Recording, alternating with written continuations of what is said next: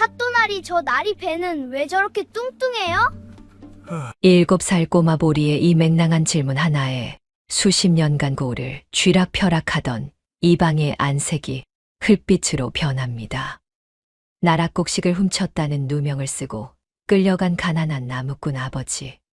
그리고 아버지를 구하기 위해 빈 밥그릇과 굴렁쇠 하나를 들고 사또 앞에 선 7살 아들. 글자 한자 모르는 어린아이가 아버지의 억울한 누명을 벗겨낼 수 있을까요? 사연 시작 전 구독과 좋아요 눌러주시면 영상 제작에 큰 힘이 됩니다. 이야기 시작합니다. 옛날 옛적 충청도 홍주고을에 가뭄이 든 해가 있었습니다. 봄부터 비 한 방울 내리지 않더니 논바닥은 거북이 등짝처럼 쩍쩍 갈라졌고 들판에 고개를 빳빳이 세우던 보리와 수수는 하나둘 힘없이 고꾸라졌지요. 그 고을 어귀 산자락 아래 낡은 초가 한 채에 이판석이라는 나무꾼이 살았지요. 하루 종일 산을 오르내리며 지게 가득 나무를 해다 팔아도 쌀 한 줌 사기가 빠듯한 형편이었습니다. 손바닥에는 굳은 살이 몇 겹이나 박였고 늘 구부정한 등에는 평생 짊어진 가난의 무게가 고스란히 배어 있었지요. 그래도 판석이 지친 다리를 다시 일으켜 세우는 것은 아들 보리 때문이었습니다. 보리는 7살이었지요. 배가 고파도 울지 않고 밥그릇이 비어도 찡그리지 않는 아이였습니다. 아침마다 마당을 가로지르며 굴렁쇠를 굴리고 아버지가 지게를 질 때면 달려와 등 뒤에서 두 손으로 꾹 밀어주었지요. 키도 작고 팔뚝도 가는 것이 별 힘이 될 것 같지 않았지만 판석은 그 작은 손바닥이 등에 닿을 때마다 지게가 조금 가벼워지는 것을 느꼈습니다. 그 따뜻함이 오늘 하루를 버티는 힘이었지요. 어느 날 저녁 판석이 빈 지게를 지고 돌아오자 보리가 살인문 앞에서 기다리고 있었습니다. 손에는 길가에서 주워온 풀잎 한 줌이 들려 있었지요. 아버지, 이거 씹으면 단맛나. 배고플 때 씹으면 조금 낫대요. 판석은 아무 말 없이 그 풀잎을 받아 입에 넣었습니다. 쓰고 풋풋한 맛이었지요. 단맛이라고는 조금도 없었습니다. 그래도 판석은 맛있다고 고개를 끄덕였지요. 보리의 얼굴이 환해지는 것을 보고 싶어서였습니다. 보리는 아버지 옆에 나란히 앉아 제 풀잎도 오물오물 씹으며 아버지랑 같이 먹으면 더 달지라고 했지요. 판석은 그 말 한마디에 눈시울이 뜨거워져 하늘을 올려다보았습니다. 장터를 지나칠 때면 더욱 마음이 아팠지요. 어디선가 구수하고 기름진 냄새가 흘러오면 보리의 발걸음은 저도 모르게 뚝 멈추었습니다. 작은 코가 벌름거리고 꼴깍 침 넘어가는 소리가 들렸지요. 판석은 그때마다 보리의 손을 꼭 잡고 걸음을 재촉했습니다. 아들의 눈이 음식 좌판에 머무는 시간이 길어질수록 판석의 가슴 한켠이 서늘하게 저렸지요. 따뜻한 쌀밥 한 그릇. 그것이 이 나무꾼 아비의 평생 소원이었습니다. 같은 홍주고을 관아 안에는 전혀 다른 세상이 있었지요. 최 이방은 고을 창고를 책임지는 관리였습니다. 백성들이 허리띠를 졸라매고 물로 배를 채우는 동안 이방 혼자만은 날이 갈수록 살이 올랐지요. 비단 도포 안에서 배는 남산처럼 불룩하게 튀어나왔고 굵고 번지르르한 손가락에는 윤기가 흘렀습니다. 걸음을 옮길 때마다 허리춤의 열쇠 꾸러미가 쩔렁쩔렁 소리를 냈지요. 관아 마당을 가로지르는 이방의 뒷모습은 흉년이 든 고을과는 전혀 어울리지 않게 풍요로웠습니다. 그 열쇠는 이방이 창고 관리직을 처음 받던 날부터 한 번도 몸에서 떼어놓은 적이 없었지요. 관아 동원 안에서도 장터를 거닐 때도 잠자리에 들 때조차 늘 허리춤에 매달아 두었습니다. 이방은 그 열쇠가 자신의 권세와 같다고 여겼지요. 열쇠가 있는 한 창고는 자신의 것이고 창고가 자신의 것인 한 이 고을도 자신의 손바닥 안에 있었습니다. 이방의 수법은 단순하되 대담했지요. 창고 안에는 흉년이라고는 믿기지 않을 만큼 하얀 쌀이 가득 쌓여 있었습니다. 이방은 그 창고를 굳게 잠가두고 구휼미를 기다리는 백성들에게는 흉년에 곡식이 다 떨어졌다 하며 문을 열어주지 않았지요. 그러면서 뒤로는 인근 상단과 몰래 결탁하여 쌀을 팔아넘기고 그 대금을 혼자 착복했습니다. 상단 상인들이 밤마다 창고를 드나들었고 이방은 그 출고 기록을 자신의 이름으로 장부에 꼼꼼히 남겨두었지요. 달리 방법이 없기도 했습니다. 관아법도상 창고 출고 장부에는 반드시 담당 관리의 서명을 남겨야 했지요. 서명 없는 출고 기록은 오히려 더 큰 의혹을 불러일으키는 법이었으니 제 이름을 적어두는 것 외에 선택지가 없었습니다. 그래도 이방은 조금도 두려워하지 않았지요. 수십 년간 관할을 쥐고 흔들어온 자신의 권세 앞에 감히 장부를 뒤적일 자가 없으리라 여겼기 때문입니다. 설령 누가 뒤적인다 해도 그때는 그때 가서 처리하면 그만이었지요. 이방은 언제나 그렇게 살아왔으니까요. 나 사또는 이방의 맞은편에서 하루하루를 보내는 관료였습니다. 무능하고 귀가 얇아 이방의 말에 기대어 사는 탓에 관아의 실권은 진작부터 이방의 손에 넘어가 있었지요. 몇 달 전 세수가 부쩍 줄어드는 것을 이상히 여겨 이방에게 물은 적이 있었습니다. 이방 흉년치고 창고에서 나가는 양이 너무 많지 않느냐. 이방은 조금의 흔들림도 없이 가뭄 피해 복구에 쓰인 것이옵니다라 얼버무렸지요. 사또는 납득한 척 고개를 끄덕였습니다. 하지만 뒷찜찜한 만큼은 마음 한구석에 가시처럼 박혀 좀처럼 빠지지 않았지요. 깡마른 보리의 팔뚝과 이방의 굵고 번지르르한 손가락. 같은 하늘 아래 이토록 다른 두 세상이 나란히 놓여 있었습니다. 가뭄이 길어지자 백성들은 마지막 희망을 붙들고 관아 창고 앞에 모여들었습니다. 구휼미를 기다리는 사람들이 새벽부터 줄을 섰지요. 갓난아이를 등에 업은 아낙, 다해진 집신을 신은 노인, 눈이 움푹 꺼진 아이들까지 창고 문이 열리기만을 기다렸습니다. 그러나 이방은 창고 앞에 떡하니 버티고 서서 눈 하나 깜짝 않고 선언했지요. 창고가 텅 비었다. 흉년의 나락곡식인들 하늘에서 떨어지겠느냐. 돌아들 가거라. 한숨 소리와 울음 소리가 뒤엉켰지만 이방의 눈빛은 차갑고 단호했습니다. 사람들은 맥없이 발길을 돌렸지요. 정작 이방의 집 뒤편에서는 매일같이 고기 굽는 기름진 냄새가 흘러나왔습니다. 굶주린 백성들의 코를 간지리는 냄새였지요. 사람들은 수군거렸지만 이방의 눈치를 보느라 아무도 입을 열지 못했습니다. 관아 포졸들조차 이방 앞에서는 고개를 숙이는 판이었으니 힘없는 백성들로서는 더욱 그럴 수밖에 없었지요. 그 무렵보리는 아버지가 매일 밤 빈손으로 돌아온다는 것을 알고 있었습니다. 아버지가 돌아오는 시간이 되면 보리는 찬 마루에 웅크리고 앉아 살인문 쪽을 바라보았지요. 아버지의 지게 소리가 들리면 그때야 벌떡 일어나 살인문을 열었습니다. 아버지, 발. 보리는 아버지가 신을 벗기도 전에 쪼그려 앉아 집신끈을 풀었지요. 판석은 민망하여 이놈아, 됐다며 손을 저었지만 보리는 아랑곳하지 않았습니다. 아버지의 발바닥에 물집이 잡힌 것을 보면 보리는 말없이 손바닥으로 그 발을 꼭 감싸 쥐었지요. 뭐라 말해야 할지 몰라서였습니다. 그것이 보리가 아버지에게 해줄 수 있는 전부였지요. 이방은 그 무렵 이미 희생양을 점 찍어 두었습니다. 나무를 납품하러 관아를 드나들다 보니 창고 마당 근처를 자주 지나치게 된 나무꾼 판석이 이방의 눈에 들어온 것이었지요. 관아에 드나드는 가난뱅이 중에서도 가장 얼굴이 알려진 자였습니다. 가장 궁색하고 가장 배가 고프고 그래서 가장 그럴듯한 도둑으로 꾸며낼 수 있는 자이기도 했지요. 이방은 신복을 불러 이른 것은 단 한 가지였습니다. 판석의 집나무 창고 처마 밑에 쌀 한 자루를 몰래 들여다 놓으라는 것이었지요. 물증을 미리 심어두는 것이었습니다. 신복은 그날 밤 쥐도 새도 모르게 판석의 처마 밑에 쌀 한 자루를 밀어 넣었지요. 이제 준비는 끝났습니다. 판석이 창고 근처에서 조금이라도 수상해 보이는 행동이 포착되는 날이면 그날이 바로 써먹을 날이었지요. 이방은 느긋하게 기다리기로 했습니다.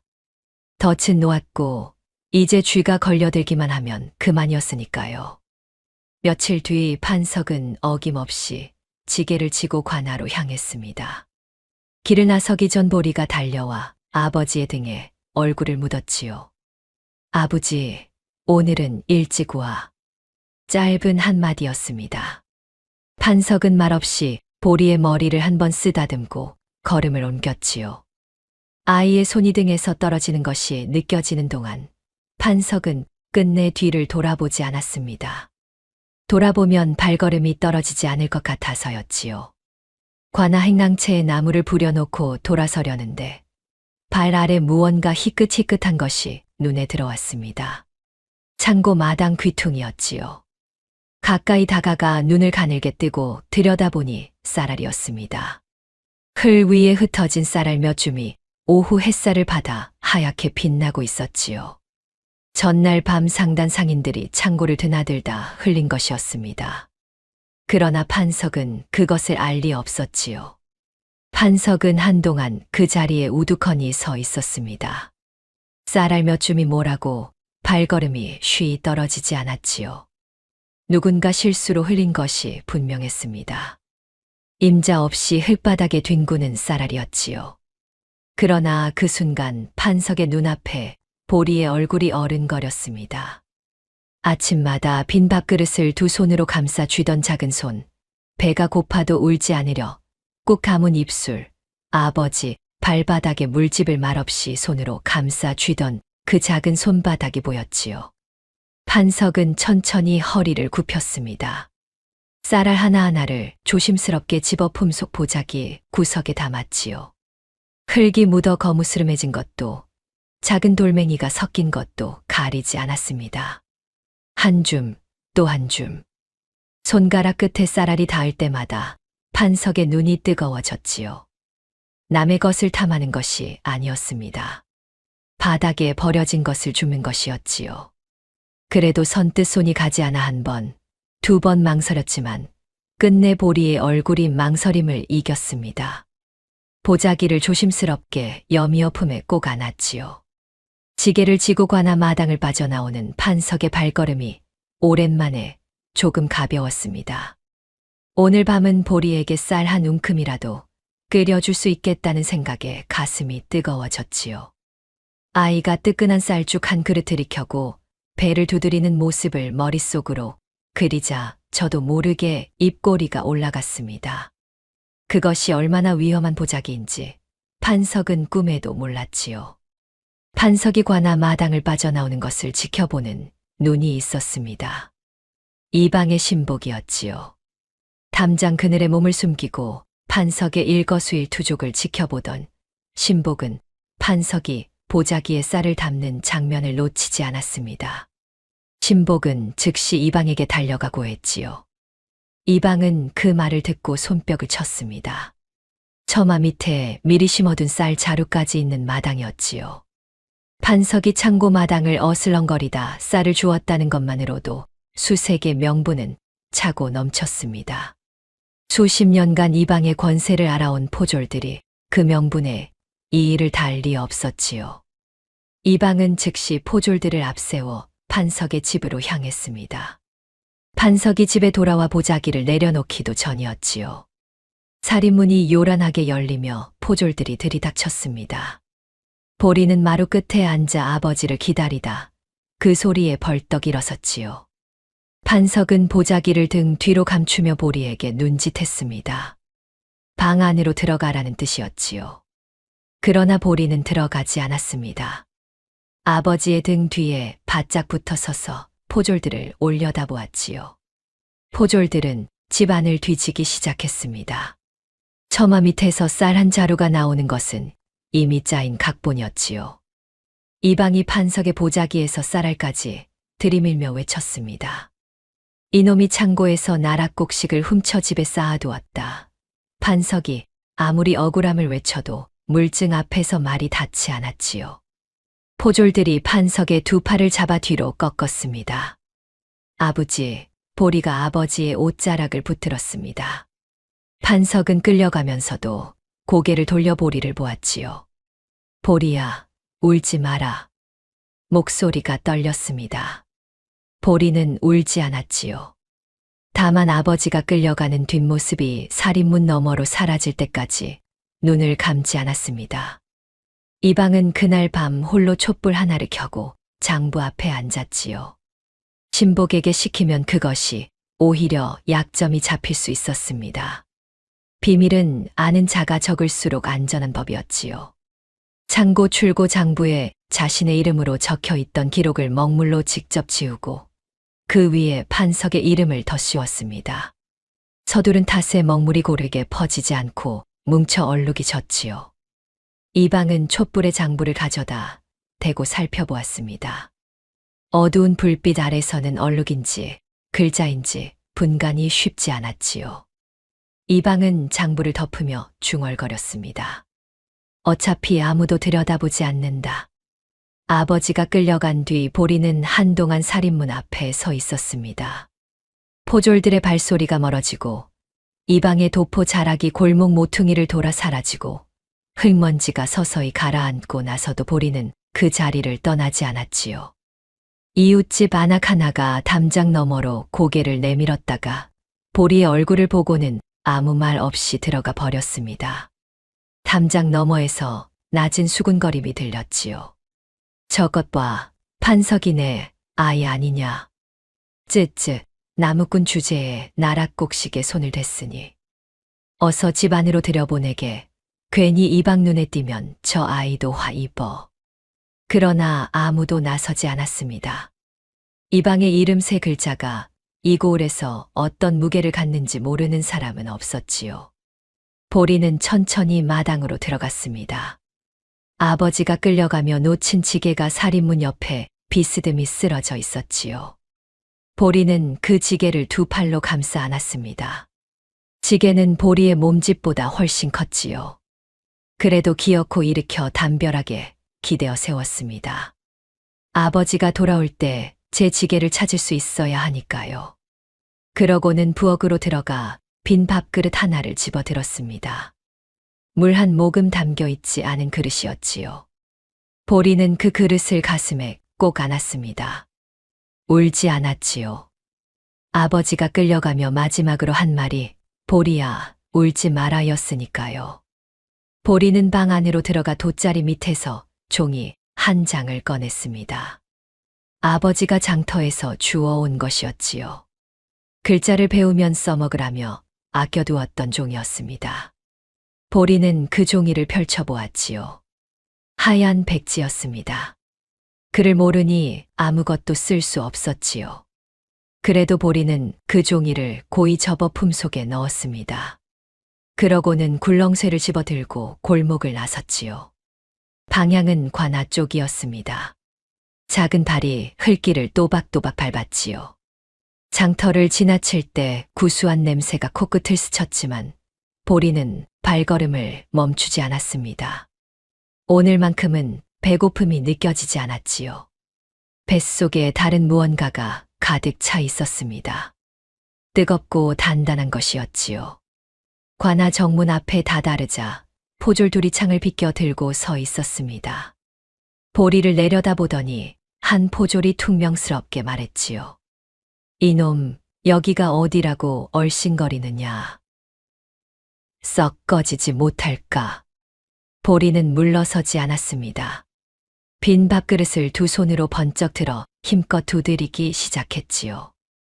쨍그랑 쨍그랑 소리가 조용한 관아 마당에 울려 퍼졌습니다. 억울합니다. 우리 아버지는 도둑이 아니에요. 억울합니다. 포졸들이 달려들어 쫓아내려 했지요. 그러나 보리는 굴렁쇠를 능숙하게 굴려 포졸들의 다리 사이를 요리조리 빠져나갔습니다. 잡힐 듯 하다가도 번번이 몸을 비틀어 빠져나가며 계속 외쳤지요. 구경꾼들이 하나둘 발걸음을 멈추고 정문 앞을 바라보았습니다. 포졸 셋이 7살 아이 하나를 잡지 못해 허둥대는 꼴이 우습기도 했고 저 어린 것이 혼자 관아 앞에 서서 외치는 모습이 애처롭기도 했지요. 누군가의 눈에 눈물이 맺혔습니다. 그러나 이방의 눈치가 무서워 아무도 나서지 못했지요. 우리 아버지는 도둑이 아니에요. 사또나리, 들어보세요. 동원 안에서 낮잠을 즐기던 나 사또는 정문 밖에서 들려오는 소란에 눈을 떴습니다. 처음에는 포졸들이 알아서 처리하겠거니 하고 돌아 누웠지요. 그러나 소리는 잦아들기는커녕 점점 더 크고 또렷해졌습니다. 쨍그랑 쨍그랑 그릇 두드리는 소리와 함께 억울합니다. 우리 아버지는 도둑이 아니에요. 하는 어린아이의 목소리가 끊이지 않았지요. 사또는 모지 이기는 척 자리에서 일어나 도포를 여미고 동원 밖으로 나섰습니다. 정문 앞에 7살 남짓한 사내아이 하나가 서 있었지요. 흙투성이 옷의 맨발이었습니다. 한 손에는 굴렁쇠를 들고 다른 손에는 빈 밥그릇을 쥐고 있었지요. 포졸 셋이 저마다 아이를 잡으려 허리를 굽혔다 폈다 하는데 아이는 이리 돌고 저리 빠지며 좀처럼 잡히지 않았습니다. 사또는 그 광경을 멍하니 바라보다가 손을 들어 포졸들을 물렸지요. 포졸들이 물러서자 아이는 굴렁쇠를 내려놓고 사또 앞으로 또박또박 걸어왔습니다. 보리는 사또 앞에 무릎을 꿇었지요. 그러고는 품속에서 무언가를 조심스럽게 꺼냈습니다. 고이 접힌 종이 한 장과 빈 밥그릇이었지요. 종이를 펼치자 아무것도 없었습니다. 글자 한자 없는 백지였지요. 사또는 미간을 찌푸렸습니다. 공식 소장으로 받아들이기에는 어이없는 것들이었지요. 그러나 아이의 눈빛이 묘하게 마음에 걸렸습니다. 겁에 질린 눈도 아니고 생떼를 쓰는 눈도 아니었지요. 무언가 단단하게 버티고 있는 눈이었습니다. 흔들리지 않는 눈이었지요. 사또는 결국 손짓했습니다. 잠깐 들어봐라. 공식 재판이 아닌 사또의 사적인 청취로 자리를 마련한 것이었지요. 보리가 입을 열었습니다. 사또나리, 이게 제 소장이에요. 우리 아버지는 도둑 아니라는 증거예요. 글을 못 배워서 빈 종이밖에 못 드리지만 이 빈 그릇이 우리 아버지가 얼마나 가난한지 보여줘요. 쌀 도둑이 이렇게 가난하겠어요? 관아 마당에 잠시 침묵이 내려앉았지요. 사또는 빈 밥그릇을 내려다보았습니다. 그릇 안쪽에 쌀기 하나 남아있지 않았지요. 언제 마지막으로 밥이 담겼는지조차 짐작하기 어려운 그릇이었습니다. 오래도록 씻어도 지워지지 않을 가난의 흔적만이 거기 새겨져 있었지요. 사또는 아무 말 없이 한동안 그 그릇만 바라보았습니다. 구경하던 백성 하나가 저런 하고 낮게 읊조렸지요. 포졸 하나도 슬그머니 고개를 옆으로 돌렸습니다. 보리는 무릎을 꿇은 채 꼿꼿하게 사또를 바라보고 있었지요. 작은 등이 꼿꼿했습니다. 아버지가 울지 마라 했으니 울지 않겠다는 듯 입술을 꼭 다물고 있었지요. 그 입술 끝이 아주 미세하게 떨리고 있었지만 보리는 끝내 울지 않았습니다. 사또는 그 떨리는 입술을 보고 시선을 거두었지요. 마음 한켠이 무거워지는 것을 느끼며 헛기침을 했습니다. 아이가 사또 앞에서 입을 열었다는 소식은 금세 이방의 귀에 닿았습니다. 이방이 관아 마당으로 나왔지요. 성큼성큼 걸어오는 걸음걸이에는 조금의 흔들림도 없었습니다. 수십 년간 관아를 장악해온 이방에게 이런 일은 처음이 아니었지요. 억울하다며 관아 앞에서 소란을 피운 백성이 한둘이 아니었고 그때마다 이방은 손 하나 까딱하지 않고 그들의 입을 막아왔습니다. 아이를 향해 주먹을 쥐거나 발을 드는 것은 이방답지 않은 방법이었지요. 힘으로 누르면 구경꾼들의 눈에 거슬리고 거슬리면 소문이 나는 법이었습니다. 이방은 그보다 훨씬 서늘하고 효과적인 방법을 알고 있었지요. 이방은 사또 앞으로 나아가 허리를 공손히 굽혔습니다. 수십 년간 갈고 닦은 공손함이었지요. 목소리는 차분하고 정중했습니다. 사또나리, 저 아이가 관아 마당을 어지럽히고 공무를 방해하였사오니 법도대로 처벌하시어 기강을 바로잡아 주시옵소서. 아이를 직접 건드리는 대신 사또의 손을 빌려 제거하려는 계산이었지요. 능숙하고 서늘한 방법이었습니다. 사또가 잠시 망설이는 기색을 보이자 포졸 하나가 보리에게 다가섰습니다. 보리는 포졸의 손이 닿기 직전 옆으로 쏙 빠져나갔지요. 그러고는 이방 쪽을 똑바로 바라보며 목소리를 높였습니다. 우리 아버지는 도둑 아니에요. 아버지 손은 나무하느라 굳은 살이 몇 겹이나 박혔는데 그 손으로 쌀알을 만졌으면 쌀이 다 으깨졌을 거예요. 보리의 목소리는 조금도 떨리지 않았지요. 사또 나리, 저 나리 손이랑 우리 아버지 손이랑 한번 비교해 보세요. 저 나리 손은 비단처럼 보들보들하고 우리 아버지 손은 나무 껍질처럼 딱딱해요. 어느 쪽이 나락곡식을 훔쳤을 것 같아요? 이방의 눈썹이 가늘게 떨렸습니다. 그러나 이내 다시 공손한 표정을 갖추었지요. 평생 쌓아온 자제력이었습니다. 관아 마당 구석에서 구경하던 백성들이 보리의 말에 서로 눈을 마주치며 고개를 끄덕였지요. 몇몇은 자신의 손바닥을 내려다보았습니다. 굳은 살 박인 손, 갈라진 손, 흙이 낀 손들이었지요. 판석의 손과 다르지 않은 손들이었습니다. 사또는 이방의 손을 천천히 내려다보았지요.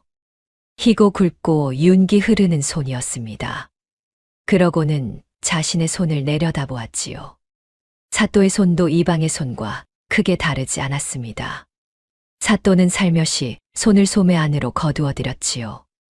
마음 한켠이 불편하게 쑤셨습니다. 이방은 그 눈빛을 놓치지 않았지요. 속으로는 이를 갈면서도 겉으로는 여전히 공손하게 고개를 숙이고 서 있었습니다. 이방이 다시 사또를 향해 허리를 굽히며 입을 열려는 순간이었습니다. 보리가 불쑥 앞으로 걸어 나왔지요. 이방의 불룩하게 튀어나온 배를 손가락으로 똑바로 가리키며 고개를 갸웃거렸습니다. 이방은 순간 움찔했지요.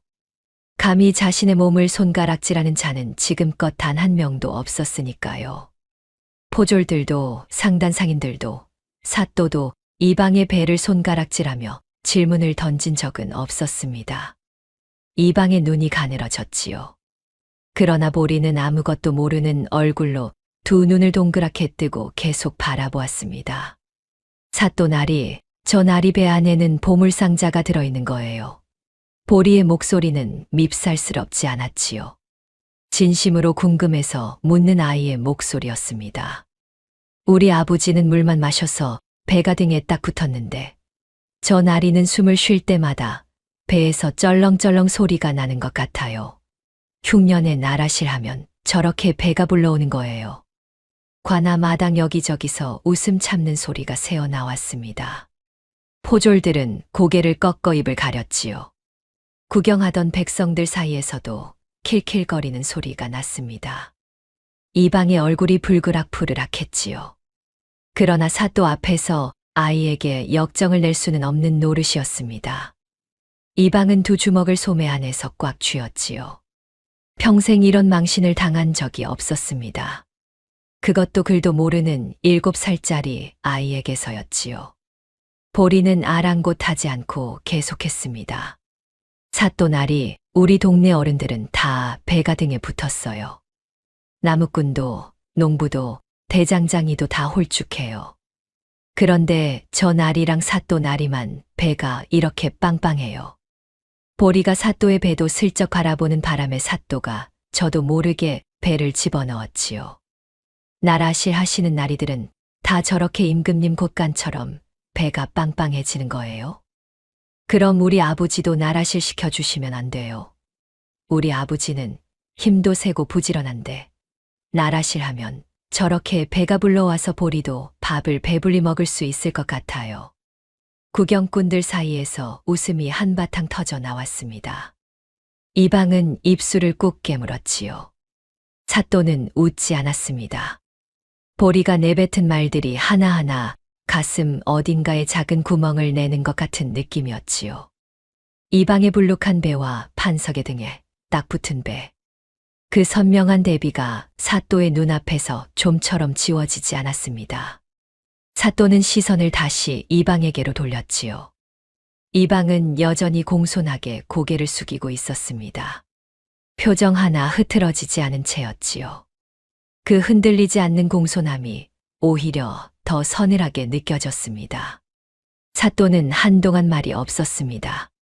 이방의 배를 바라보는 사또의 눈빛이 달라지고 있었지요. 보리의 맹랑한 질문들이 하나하나 쌓이면서 사또의 마음속 어딘가에 박혀있던 가시가 다시 움직이기 시작했습니다. 몇 달 전 세수가 줄어든다고 물었을 때 이방이 능청스럽게 둘러대던 장면이 불현듯 떠올랐지요. 가뭄 피해 복구에 쓰인 것이옵니다. 그때는 납득한 척 고개를 끄덕였지만 지금 생각해보면 그 대답이 너무 매끄러웠습니다. 이방의 대답은 언제나 너무 매끄러웠지요. 걸리는 데가 없고 막히는 데가 없고 의심이 파고들 틈이 없었습니다. 그것이 오히려 이상하다는 생각을 왜 진작하지 못했을까? 사또는 스스로에게 그 물음을 던졌지요. 이방, 너는 흉년이라면서 안색이 왜 그리 좋으냐? 사또의 목소리가 달라졌습니다. 몇 달 전 이방에게 세수에 대해 물었을 때처럼 금방 고개를 끄덕이고 넘어갈 목소리가 아니었지요. 이방은 잠깐 눈동자가 흔들렸습니다. 그러나 이내 허리를 더 공손하게 굽혔지요. 나라시를 성실히 받드는 것이 소인의 도리이옵니다. 흉년에도 관아 기강이 흔들려서는 아니 되기에 소인 스스로를 채찍질하며 지내왔사옵니다. 막힘없는 대답이었습니다. 언제나처럼 매끄러웠지요. 그러나 보리가 그 틈을 비집고 들어왔습니다. 나라실 하시는 나리들은 다 저렇게 임금님 굿간처럼 배가 빵빵해지는 거예요. 그럼 우리 아버지도 나라실 시켜주시면 안 돼요. 순진한 얼굴로 던진 말이었지요. 그러나 그 한마디가 사또의 심장 한가운데를 정확하게 찌르고 들어갔습니다. 사또는 다시 이방을 바라보았지요. 이번에는 오래 바라보았습니다. 수십 년간 함께 해온 이방이었지요. 이방 없이 관아가 돌아간 날은 단 하루도 없었습니다. 세수를 걷는 것도, 장부를 정리하는 것도, 포졸들을 부리는 것도 모두 이방이 없으면 되지 않는 일들이었지요. 그러나 지금 이 순간 사또의 눈에 들어오는 것은 그 이방에 불룩하게 튀어나온 배였습니다. 흉년이 든 고을에서 백성들이 굶주리는 동안 혼자 저렇게 살이 올랐다는 것이 과연 나라실에 대한 성실함으로 설명이 되는가? 사또는 오랫동안 미루어왔던 물음을 드디어 자신에게 던지기 시작했지요. 찜찜한 가시가 다시 목구멍 위로 올라왔습니다. 달라지는 것을 느낀 이방은 즉시 움직였습니다. 수십 년간 관아를 장악해온 이방이었지요. 위기가 닥쳤을 때 어떻게 대처해야 하는지를 뼛속까지 알고 있었습니다. 사또의 눈빛이 달라지기 시작하면 그 눈빛이 완전히 굳어지기 전에 새로운 무언가를 들이밀어야 했지요. 이방은 소매 안으로 넣어두었던 손을 꺼내 품속에서 장부 한 권을 들어 올렸습니다. 미리 손을 봐둔 조작 장부였지요. 이방은 그것을 사또 앞으로 내밀며 목소리에 힘을 실었습니다. 사또 나리, 소인의 말을 믿기 어려우시다면 이것을 보시옵소서. 여기 이 판석이라는 자가 나라 창고에서 쌀을 빼돌린 기록이 고스란히 적혀 있사옵니다. 날짜도 양도 모두 빠짐없이 남아 있습니다. 이방의 목소리는 확신에 차 있었지요. 장부를 내미는 손도 흔들리지 않았습니다. 어떤 위기 앞에서도 흔들리지 않는 것, 그것이 이방이 수십 년간 이 자리를 지켜온 비결이었지요.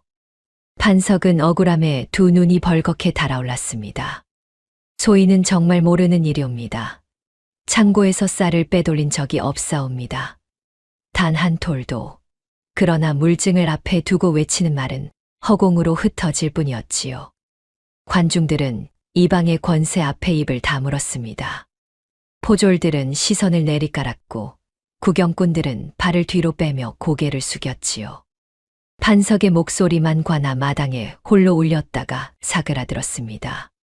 사또는 장부를 건네받아 천천히 펼쳤지요.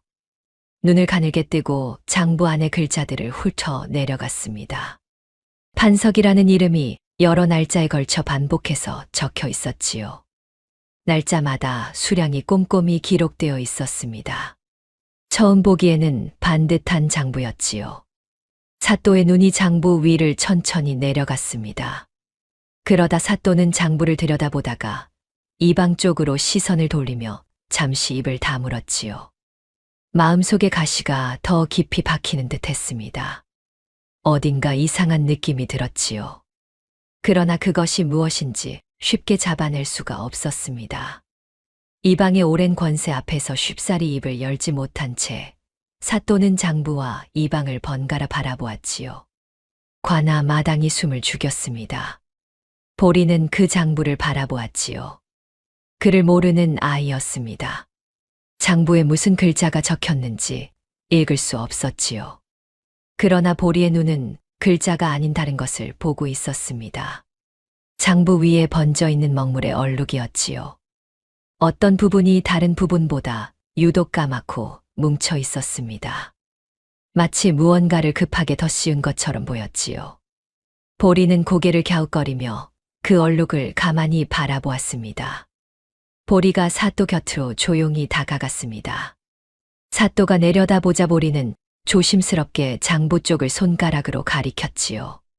사또 날이 저기 좀 이상해요. 보리의 목소리가 낮아졌습니다. 아까처럼 크게 외치는 목소리가 아니었지요. 오히려 그 낮고 조용한 목소리가 마당 전체에 또렷하게 울렸습니다. 사또 날이 저기 왜 글자가 두 겹이에요? 저기 먹물이 이상하게 덩어리져 있는데 뭔가 가리려고 덧칠한 것처럼 보여요. 보리가 장부의 한 부분을 손가락으로 가리켰지요. 글자들은 다 고르게 퍼져 있는데 저기 한 군데만 먹물이 뭉쳐서 얼룩이 졌어요. 저기 뭔가 숨겨놓은 것 아니에요. 사또는 보리가 가리키는 곳을 다시 들여다보았습니다. 처음에는 그냥 지나칠 뻔했지만 한 번 의식하고 보니 보리의 말이 틀리지 않았지요. 장부의 특정 부분이 다른 곳보다 유독 먹빛이 짙고 고르지 않았습니다. 마치 그 아래에 무언가를 숨겨놓은 것처럼 먹물이 두껍게 겹쳐져 있었지요. 사또는 자리에서 일어섰습니다. 장부를 들고 동원 밖으로 걸어 나가 햇빛 아래 섰지요. 장부를 높이 들어 햇살에 비추었습니다. 빛이 종이를 통과하자 먹물 아래에서 희미하게 무언가가 살아나왔지요. 흐릿하고 불분명했습니다. 글자의 윤곽이 어렴풋이 잡혔지만 먹물이 너무 두껍게 겹쳐진 탓에 어떤 글자인지 단정 짓기가 어려웠지요. 분명한 것은 하나였습니다. 그 지워진 이름의 획이 판석과는 전혀 달랐지요. 사또의 미간이 좁아졌습니다. 이방을 바라보았지요. 이방은 여전히 공손하게 서 있었습니다. 그러나 사또의 눈이 장부에서 자신에게로 옮겨오는 것을 본 순간 이방의 눈동자 깊숙한 곳에서 무언가가 움직였지요. 아주 짧은 순간이었습니다. 그러나 사또는 그것을 보았지요. 수십 년간 이방 곁에서 살아오면서 한 번도 본 적 없는 빛이었습니다. 두려움이었지요. 사또는 장부를 천천히 내리며 입을 열었습니다. 이방. 목소리가 달라져 있었지요. 이 장부 다시 살펴보아야겠다. 사또가 장부를 내리고 침묵하는 동안 보리는 아버지 쪽을 바라보았습니다. 판석은 포졸들에게 양팔을 붙들린 채 마당 한편에 서 있었지요. 눈은 벌겋게 달아올라 있었고 입술은 말을 삼킨 채 꾹 다물려 있었습니다. 억울함이 얼굴에 가득했지만 이방의 권세 앞에서 그 억울함을 터뜨릴 힘이 없었지요. 어깨가 축 늘어져 있었습니다. 지게를 지고 산을 오르내리던 그 넓은 어깨가 한없이 작아 보였지요. 보리는 그 모습을 바라보며 뱃속에서 무언가 뜨겁게 끓어오르는 것을 느꼈습니다. 말로 설명할 수는 없었지요. 7살 아이가 품을 수 있는 분노의 크기를 훌쩍 넘어서는 감각이었습니다. 이방이 아버지 한 사람만 괴롭히는 게 아니라는 것을 보리는 본능적으로 알고 있었지요. 창고 앞에서 빈손으로 돌아서던 안악들, 곤줄인 눈으로 장터를 기웃거리던 아이들, 밤마다 담장 너머에서 들려오던 한숨 소리들. 이방은 그 모든 것의 원인이었습니다. 그 사실이 7살짜리의 뱃속에서 불덩이처럼 타오르고 있었지요. 보리는 아버지에게 천천히 걸어갔습니다. 포졸들이 막으려 했지만 사또가 손짓으로 내버려 두라 했지요. 보리는 아버지 앞에 서서 위를 올려다보았습니다. 판석도 아래를 내려다보았지요. 아버지와 아들의 눈이 마주쳤습니다. 아버지. 보리의 목소리가 낮게 떨렸지요. 아버지는 거짓말쟁이 아니잖아. 판석의 눈가가 붉어졌습니다. 보리는 계속했지요. 아버지는 내가 알아. 매일 새벽에 일어나서 산에 가고 늦게 돌아오고 밥 한 그릇 먹는 것도 아껴서 나 줬잖아. 그런 아버지가 도둑이면 이 세상에 도둑 아닌 사람이 어디 있어. 판석의 눈에서 눈물 한 방울이 흘러내렸지요. 두 팔이 포졸에게 붙들려 있었기 때문에 손으로 닦지도 못한 채 눈물이 턱까지 흘러내렸습니다. 판석은 아들 앞에서 울지 않으려 입술을 깨물었지만 소용없었지요. 보리는 다시 사또 쪽을 돌아보았습니다. 작은 어깨를 한번 크게 들이쉬고 말했지요. 아버지, 내가 저 나리 뱃속에 든 나쁜 마음 다 꺼내줄게. 기다려. 목소리가 떨리지 않았습니다. 두 눈도 흔들리지 않았지요. 판석은 그 눈을 바라보다가 이를 악물었습니다. 아들이 자신보다 단단해 보이는 것이 고마우면서도 가슴이 찢어지게 아팠지요. 이 어린 것이 이 무거운 마당에서 혼자 버티고 있었습니다. 판석은 그 사실이 부끄러웠지요. 보리가 다시 관아 마당 한가운데로 걸어 나왔습니다. 이번에는 이방을 향하지 않았지요. 사또를 똑바로 바라보며 걸어갔습니다.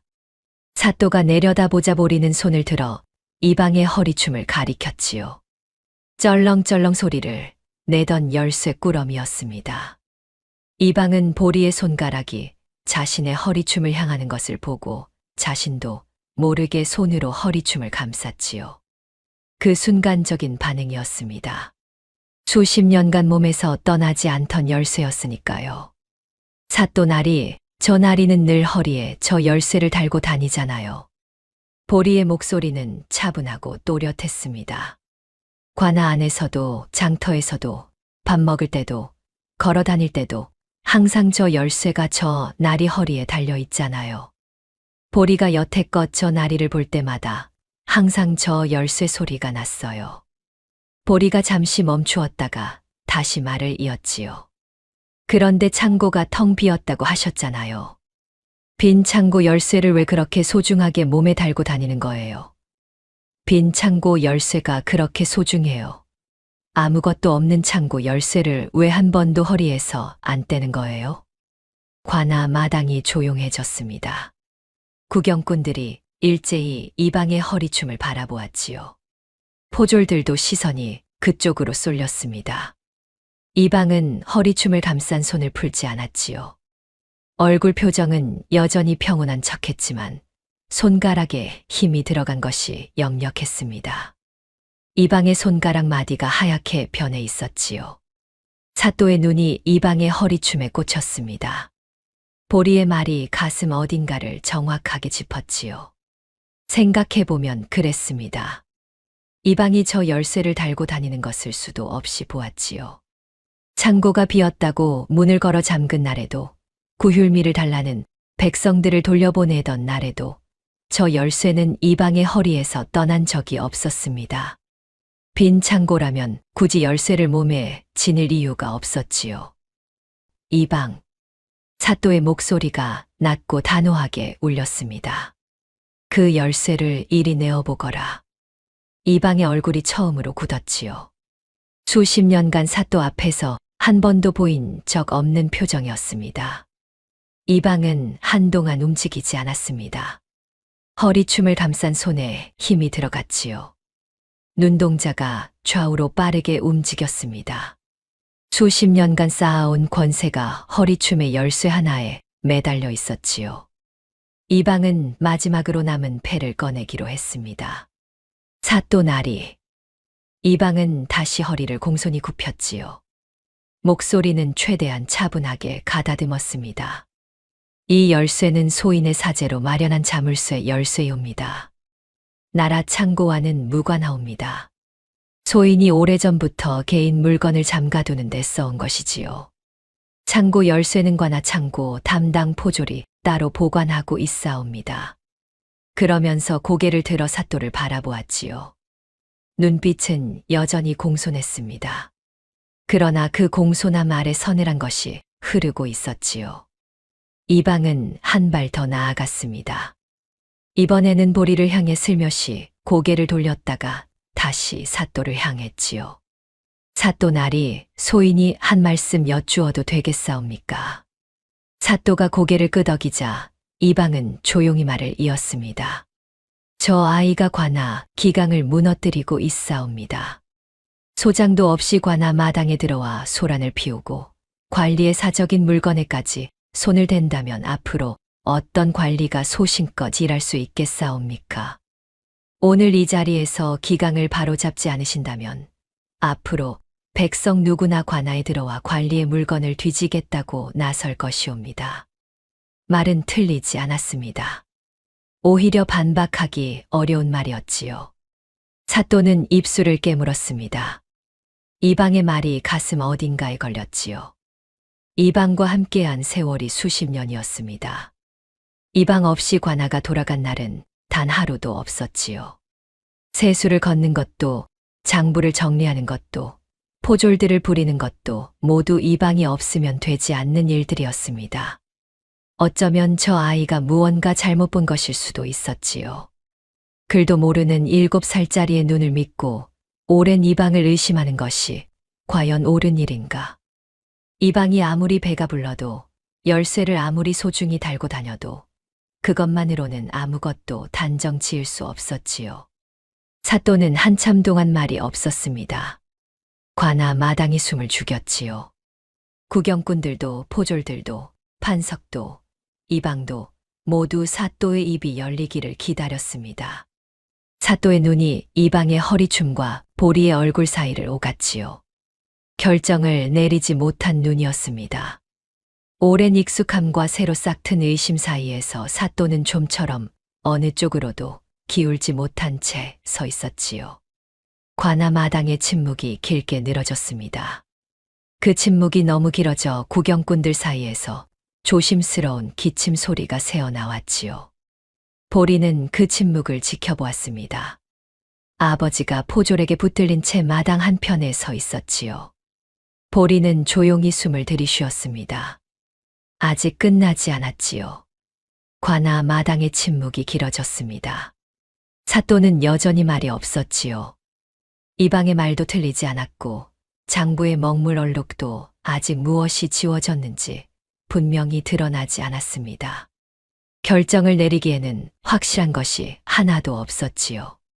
그러나 결정을 미루기에는 뱃속에 걸린 가시가 너무 깊었습니다. 사또는 두 발을 바닥에 고정한 채 눈만 이방과 보리 사이를 오가고 있었지요. 이방은 공손하게 고개를 숙인 채 사또의 결정을 기다렸습니다. 그 기다림이 여유로워 보였지요.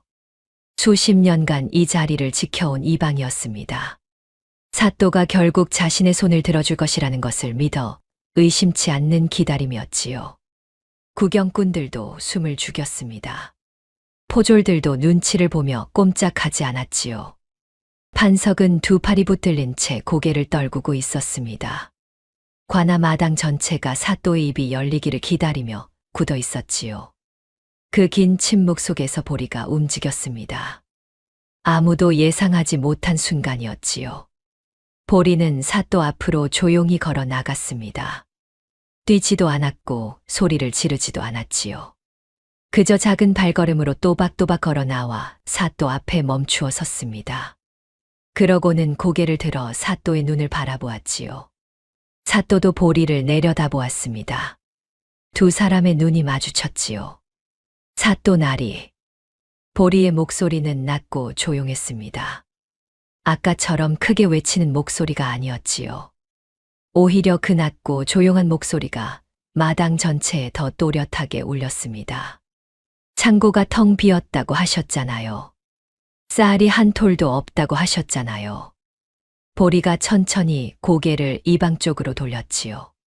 그러고는 다시 사또를 바라보며 말을 이었습니다. 근데 저 나리 옷자락에서는 왜 늘 구수한 쌀 냄새가 나요? 관아 마당이 다시 한번 완전히 고요해졌습니다. 보리는 계속했지요. 저는 쌀 냄새를 오래전에 잊어버렸어요. 우리 집에 쌀이 없으니까요. 그런데 저 나리한테서는 맨날 그 냄새가 나요. 오늘 이렇게 가까이 있으니까 확실히 알겠어요. 빈 창고를 지키는 나리 옷에서 쌀 냄새가 나는 게 이상하지 않아요? 보리의 눈이 흔들리지 않았습니다. 이방 쪽에서는 아무 소리도 나지 않았지요. 관중들이 이방의 옷자락 쪽으로 시선을 돌렸습니다. 이방은 소매를 여미려다 멈추었지요. 그 움직임이 너무 역력했습니다. 보리는 사또에게 한 발 더 다가섰지요. 그러고는 조금 더 낮은 목소리로 그러나 마당 전체에 울리도록 또렷하게 말했습니다. 사또 나리, 저 창고 문 한 번만 열어봐 주세요. 그리고 잠깐 멈추었다가 보리가 마지막으로 말했지요. 저 정말 배고파요. 그 한마디였습니다. 길게 외친 말도 아니었고 사또를 향해 던진 논리도 아니었지요. 그저 7살 아이가 뱃속에서 끌어올린 솔직한 한마디였습니다. 굶주린 아이가 굶주렸다고 말하는 것이었지요. 거짓이 없었습니다. 꾸밈이 없었지요. 그 한마디 앞에서 수십 년간 쌓인 이방의 말재간도, 사또의 오랜 망설임도, 관아 마당을 가득 채운 침묵도 한꺼번에 무너져 내렸습니다. 사또의 눈빛이 바뀌었지요. 오랫동안 이방의 말에 기대어 살아온 눈빛이 아니었습니다. 무언가를 스스로 결정하는 눈빛이었지요. 사또는 천천히 고개를 들고 이방을 바라보았습니다. 이방은 여전히 공손한 자세를 유지하고 있었지요. 그러나 그 눈동자 깊숙한 곳에서 처음으로 두려움이 어른거렸습니다. 사또는 그것을 보았지요. 수십 년간 한 번도 보지 못한 것이었습니다. 사또는 천천히 입을 열었지요. 이방. 목소리가 낮고 단호하게 울렸습니다. 열쇠를 내어라. 이방은 한동안 움직이지 않았습니다. 허리춤을 감싼 손에 힘이 들어갔지요. 눈동자가 빠르게 움직이며 출구를 찾았습니다. 사또의 눈빛, 포졸들의 표정, 구경꾼들의 시선이 모두 자신에게 쏠려 있었지요. 이방은 마지막으로 한 번 더 입을 열었습니다. 평생 자신을 지켜온 그 능숙한 입이었지요. 사또 나리, 소인의 말씀을 들어주시옵소서. 이방의 목소리는 여전히 공손했습니다. 그러나 아까처럼 매끄럽지 않았지요. 처음으로 균열이 생겼습니다.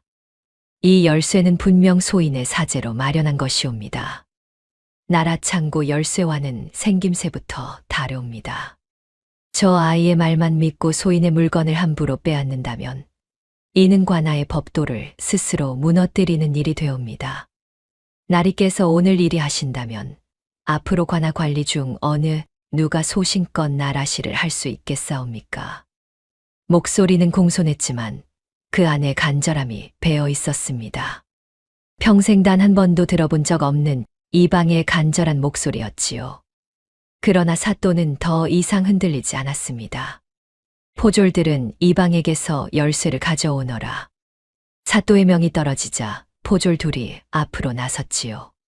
이방은 한 발 뒤로 물러섰습니다. 그러나 관아 마당 안에서 도망칠 곳은 없었지요. 포졸들이 이방의 양옆을 막아섰습니다. 이방은 포졸들과 사또를 번갈아 바라보다가 결국 손을 내렸지요. 허리춤에서 열쇠 꾸러미가 떨어졌습니다. 쩔렁 소리가 났지요. 그 소리가 유난히 크게 들렸습니다. 수십 년간 이방의 권세를 상징하던 소리였지요. 관아 안에서도 장터에서도 잠자리에 들 때조차 이방의 몸에서 떠나지 않던 그 소리가 이제 이방의 손에서 떨어져 포졸의 손으로 넘어갔습니다. 이방은 그 소리를 들으며 두 눈을 질끈 감았지요. 포졸들이 열쇠를 들고 창고 쪽으로 달려갔습니다. 이방은 처음으로 안색이 흑빛으로 변했지요. 그 굵고 번지르르 하던 얼굴에서 피가 가시는 것이 눈에 보일 정도였습니다. 다리에 힘이 풀리는 것을 옆에 선 포졸이 느꼈지요. 구경꾼들이 창고 쪽으로 시선을 돌렸습니다. 판석도, 보리도, 사또도 모두 창고 문을 바라보았지요. 관아 마당 전체가 숨을 멈추었습니다. 포졸이 창고 앞에 이르렀지요. 자물쇠에 열쇠를 꽂았습니다. 딸깍 자물쇠가 풀리는 소리가 났지요. 그리고 삐걱 오랫동안 굳게 닫혀있던 창고 문이 열렸습니다. 순간 서늘하고 구수한 바람이 창고 안에서 흘러나왔지요. 이 방이 텅 비었다고 했던 창고 안에서였습니다. 포졸이 창고 안을 들여다보다가 그 자리에 굳었지요. 그러고는 뒤를 돌아 사또를 바라보았습니다. 말이 없었지요. 말이 필요하지 않았습니다. 창고 안의 광경이 스스로 말하고 있었으니까요. 썩었다던 쌀 대신 하얗고 고운 햅쌀이 가마니마다 가득 채워져 빼곡하게 쌓여 있었습니다. 한 가마, 두 가마가 아니었지요. 수십 가마의 쌀이 창고 안쪽 깊숙이까지 빈틈없이 들어차 있었습니다. 햇빛이 창고 문 안으로 쏟아지자 그 하얀 쌀알들이 눈처럼 빛났지요. 침묵이 한 박자 흘렀습니다. 그리고 터졌지요. 쌀이다. 누군가 소리쳤습니다. 그 한마디에 창고 앞에 모인 구경꾼들 사이에서 환호가 터져 나왔지요. 오랫동안 굶주리며 이방의 거짓말을 믿어온 백성들이었습니다. 그 입에서 나오는 소리가 분노인지 기쁨인지 알 수 없을 만큼 뒤엉킨 울음 섞인 함성이었지요. 안악들이 서로 손을 붙들었습니다. 노인들은 두 손으로 얼굴을 감쌌지요. 아이들은 뭔지도 모르고 따라서 소리를 질렀습니다. 이방은 그 함성을 들으며 두 다리에 힘이 완전히 풀렸지요. 옆에 선 포졸이 잡지 않았다면 그대로 주저앉았을 것이었습니다. 수십 년간 쌓아온 권세가 창고 문이 열리는 소리 한 번에 무너져 내렸지요. 이방의 눈에서 무언가가 사라졌습니다. 오랫동안 그 눈을 채우고 있던 서늘한 빛이었지요. 보리는 창고 문을 바라보았습니다. 하얀 쌀이 빛을 받아 눈처럼 빛나고 있었지요. 보리는 아무 말도 하지 않았습니다. 그저 그 광경을 가만히 바라보았지요. 눈물이 났습니다. 울지 않으려 했지만 이번만큼은 참을 수 없었지요. 보리는 소매로 눈을 닦으며 아버지 쪽을 돌아보았습니다. 판석도 울고 있었지요. 두 팔이 풀린 채 그 자리에 서서 얼굴을 가리지도 않고 울고 있었습니다. 아들이 혼자 이 모든 것을 버텨온 동안 포졸에게 붙들린 채 아무것도 할 수 없었던 그 시간들이 한꺼번에 쏟아지는 것 같았지요.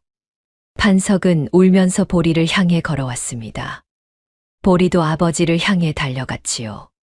두 사람이 관아 마당 한가운데서 만났습니다. 판석이 보리를 두 팔로 꽉 안았지요. 보리는 아버지의 가슴에 얼굴을 묻었습니다. 관아 마당에 환호 소리가 가득했지요. 그러나 두 사람에게는 그 소리가 들리지 않는 것 같았습니다. 아버지와 아들이 서로를 꼭 붙들고 서 있는 그 자리에는 오직 고요함만이 있었지요. 창고 문이 열린 날 저녁부터 관아 안에서는 조사가 시작되었습니다. 이방의 신복들이 하나둘 불려 들어왔지요. 이방의 권세 아래 수십 년을 살아온 자들이었습니다. 그러나 이방이 열쇠를 빼앗기고 창고가 열린 것을 두 눈으로 목격한 마당에 이방을 따르는 것은 더 이상 이득이 없었지요. 하나가 실토하자 둘이 따랐고 둘이 실토하자 나머지도 무너졌습니다. 관아 안마당이 밤새 불빛으로 환했지요. 전말은 이러했습니다. 이방은 흉년이 시작된 지 얼마 되지 않아 인근 상단의 상인들과 결탁했지요. 백성들에게는 창고가 텅 비었다고 거짓말하며 문을 걸어 잠그고 밤마다 상단 상인들을 불러들여 쌀을 팔아넘겼습니다.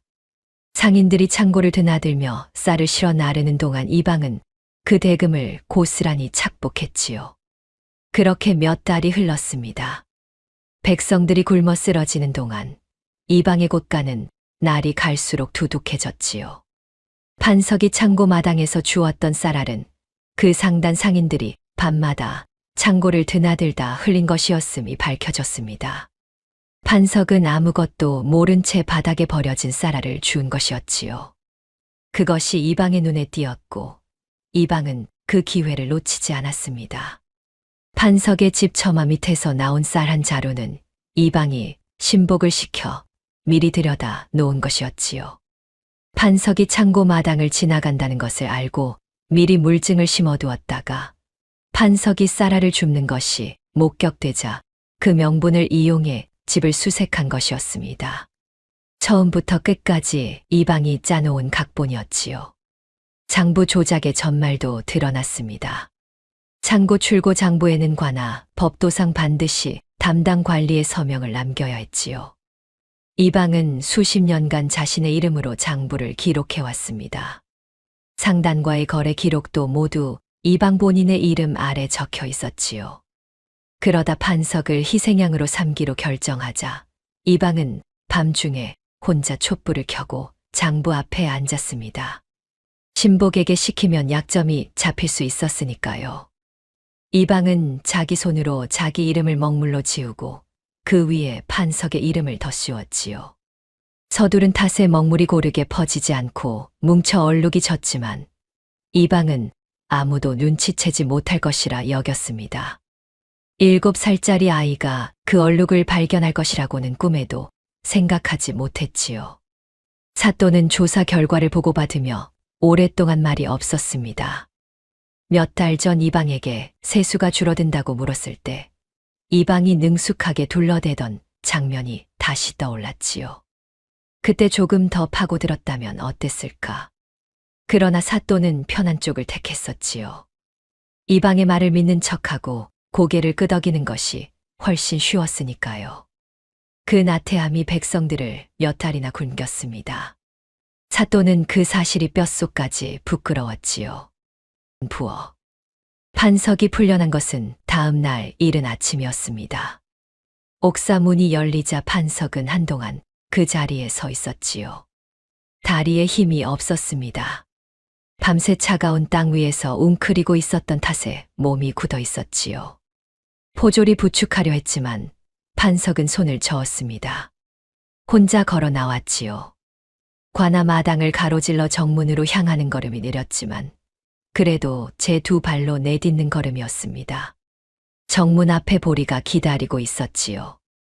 밤새 집에 돌아가지 않고 관아 정문 앞에서 기다린 것이었습니다. 보리의 옷은 이슬에 젖어 있었고 뺨은 추위에 발그레했지요. 굴렁쇠는 옆에 내려놓고 빈 밥그릇은 가슴에 꼭 안은 채였습니다. 판석이 정문을 나서는 것을 보자 보리는 그제야 달려왔지요. 아버지. 판석은 달려오는 보리를 두 팔로 받아 안았습니다. 아이의 몸이 차가웠지요. 밤새 얼마나 추웠을까. 판석은 보리를 꼭 껴안은 채 아무 말도 하지 못했습니다. 목이 막혔지요. 보리도 아무 말 하지 않았습니다. 그냥 아버지의 품에 얼굴을 묻고 있었지요. 두 사람이 그렇게 한동안 관아 정문 앞에 서 있었습니다. 이방의 처벌은 엄중했지요. 사또는 이방을 관아 마당으로 불러내어 그 자리에서 관직을 박탈했습니다. 이방이 수십 년간 쥐고 흔들어온 권세가 한순간에 사라지는 자리였지요.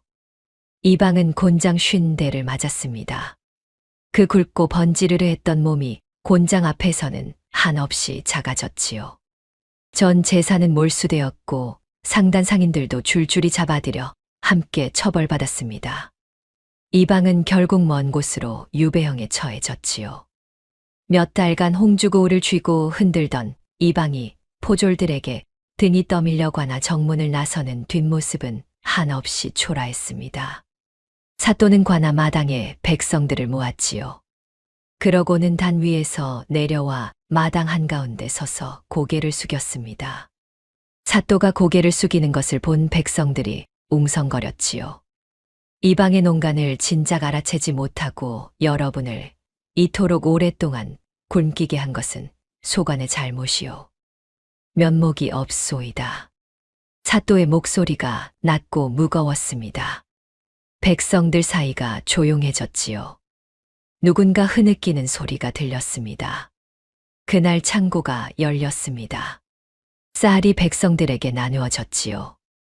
몇 달 만에 처음이었습니다. 판석의 손에도 쌀 한 가마가 쥐어졌지요.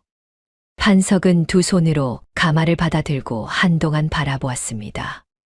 이 쌀을 받는 날이 올 것이라고 생각하지 못했지요. 눈물이 가마 위로 떨어졌습니다. 보리는 그 쌀 가마를 아버지와 함께 들고 집으로 돌아왔지요. 아버지가 가마의 한쪽을 들고 보리가 반대쪽을 들었습니다. 보리의 몫은 거의 없다시피 했지만 그래도 함께 들고 걸었지요. 집에 돌아오자 보리가 부엌으로 달려갔습니다. 아궁이 앞에 쪼그려 앉아 부싯돌을 찾았지요. 불씨가 살아나자 보리가 소리쳤습니다. 아버지, 불 피웠어. 판석은 그 목소리를 들으며 마당에 서서 하늘을 올려다보았지요. 오랫동안 비를 머금지 못한 하늘이었습니다. 그러나 그날따라 유난히 맑아 보였지요. 며칠이 지났습니다. 홍주고을의 쌀이 풀리자 장터에 사람들이 돌아왔지요. 오랫동안 닫혀있던 좌판들이 하나둘 문을 열었습니다. 떡 굽는 냄새, 국 끓이는 냄새, 지지고 볶는 냄새가 장터 골목을 따라 흘렀지요. 그 냄새들이 어우러져 홍주 장터 특유의 구수하고 시끌벅적한 분위기가 서서히 되살아났습니다. 그 장터를 굴렁쇠 하나가 굴러가고 있었지요. 보리였습니다. 굴렁쇠를 능숙하게 굴리며 장터 골목을 누볐지요. 옷은 여전히 낡았고 발은 여전히 맨발이었습니다.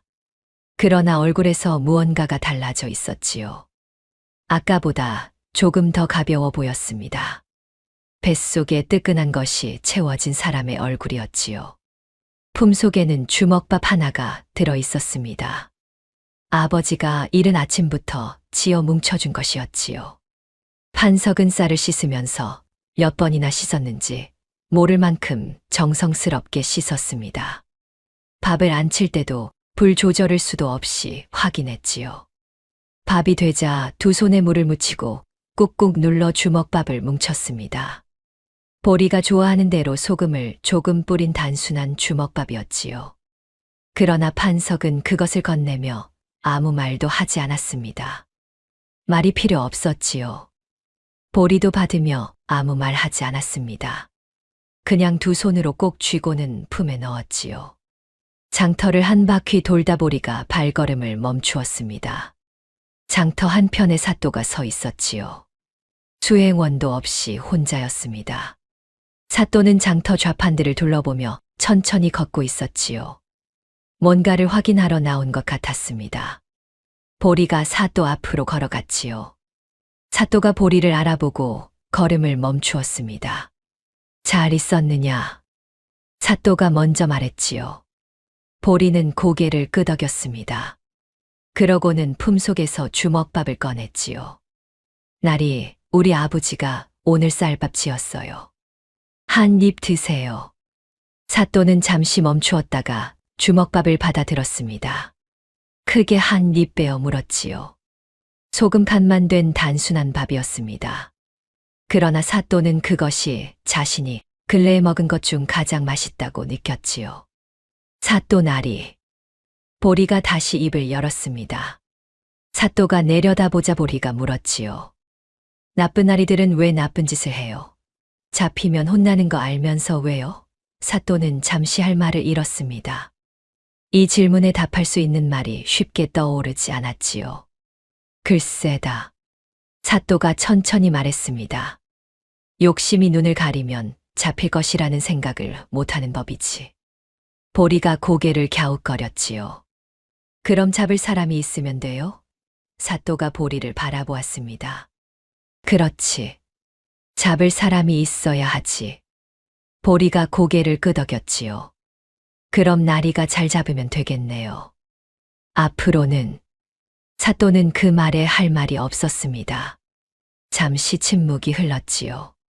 사또는 남은 주먹밥을 다 먹고 보리를 내려다보았습니다. 고맙다. 짧은 한마디였지요. 보리는 씩 웃었습니다. 그러고는 굴렁쇠를 굴리며 장터 골목으로 다시 달려갔지요. 사또는 보리의 뒷모습을 한동안 바라보았습니다. 굴렁쇠가 골목 모퉁이를 돌아 사라질 때까지 서 있었지요. 그러고는 조용히 입을 열었습니다. 들을 사람이 없는 자리에서 혼자 중얼거리듯 말했지요. 배부른 자의 법보다 상식을 묻는 아이의 한마디가 더 무섭다. 다음 영상을 빠르게 만나보시려면 좋아요와 구독을 눌러주세요. 그럼 더 재미있는 영상으로 찾아뵙겠습니다. 모두 행복한 하루 보내세요.